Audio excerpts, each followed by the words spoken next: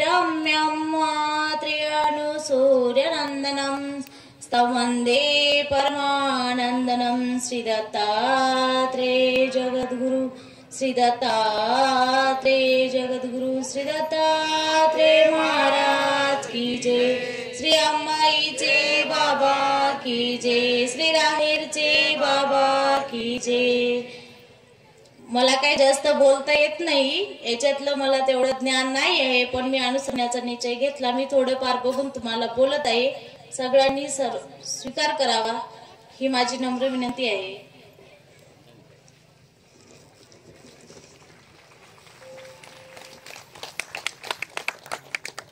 मी सोनू भीमराव धुमाळे प्रथमतः श्री दत्तात्रेय प्रभूच्या अधिष्ठानात दंडवत करते। व्यासपीठावर आचार्यगण साधू संत सर्वांनाही दंडवत प्रणाम करते। ज्यांनी माझ्या जीवनामध्ये सुवर्ण अक्षरांनी दिवस लिहून ठेवावा, ज्यांनी माझ्या जीवनामध्ये सुवर्ण अक्षरांनी दिवस लिहून ठेवावा, ज्यांनी मला घडविले मडविले अनुसरणास योग्य केले असे शुभचिंतक माझे गुरुवर्य गोविंद बाबांनाही साष्टांग दंडवत। अचित गोत्री सर्व नामधारकांना अचित गोत्री यांना दंडवत प्रणाम। आज मी आपल्या समोर काही प्रवचन देणार नाही, माझा अनुभव बोलत आहे। आज अनेकांना प्रश्न पडला असेल, हे जे मी अनुसरण घेत आहे पाठीमागे काही स्वार्थ असा अनेकांना असू शकतो। मला आज सांगायचे आहे, मी सात्विक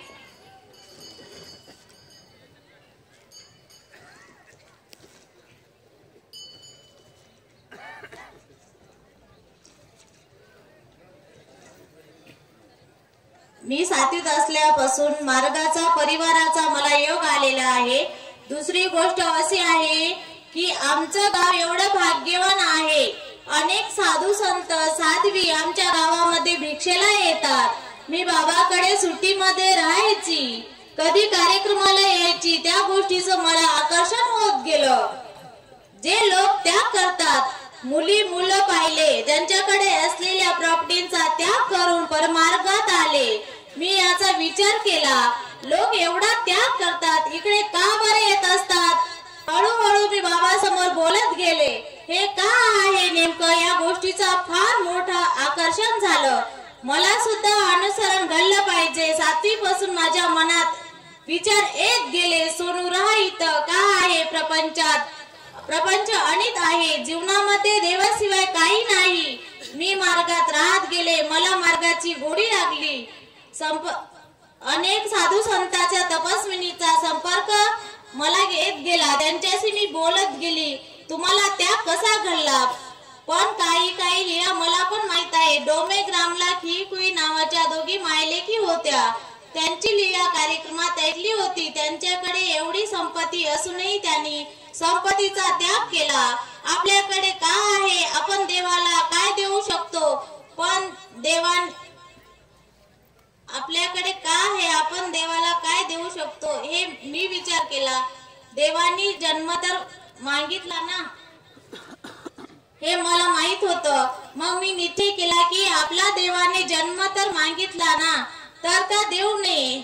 हे विचार माझ्या मनामध्ये सुरू झाले। एवढे सोपं नाही घरदार सोडणं आणि आई वडील भाऊ बहन परिवार संबंधी। हळूहळू माझ्या मनात ते गोष्टी करत गेल्या। मी लुकवाईसा बाबुळगावकरांची स्मृती या प्रवचनामध्ये सतीदादांच्या माध्यमातून ऐकली। त्यांनी जो मुद्दा सांगितला की लुकवाईसा एक स्त्री स्वतःच्या पतीला दुसरी पत्नी करून बघून देते, ती अनुसरते। माझ्या मनात विचार आला की आपण तर प्रपंचात पडलो नाही, आपण तर मोकळे आहोत, आपण कुठलाही निर्णय घेऊ शकतो।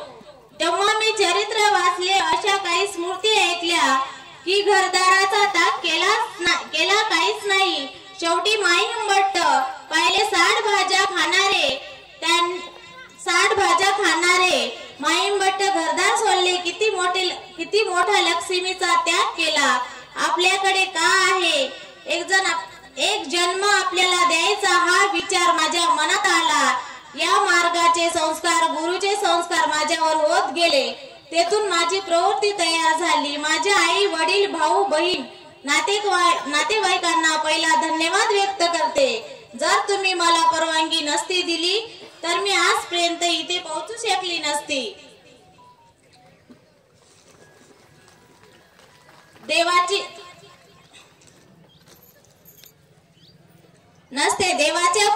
देवाची कृपा त्यांच्यावर आहे असे मला म्हणावे लागेल।